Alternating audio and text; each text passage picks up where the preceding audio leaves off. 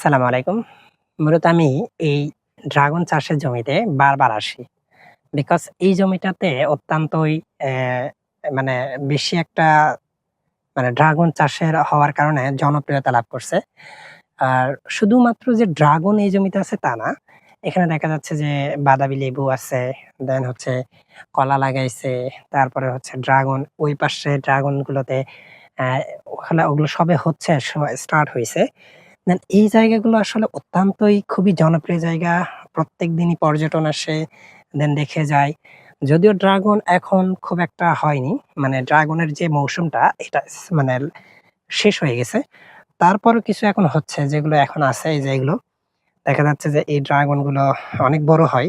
আর হচ্ছে দেশি ড্রাগন ধরতে গেলে এগুলো খুব বেশি মানে সুস্বাদু আরকি।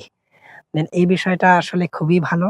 আমাদের উদ্যোক্তা আতিয়ার ভাই তিনি জমিতে অবশ্য পানি দিচ্ছেন। বারবার আসলে আমি রিভিউ দেই। বিকজ খুবই একটা লাভবান ফসল এবং সফল উদ্যোক্তা তিনি।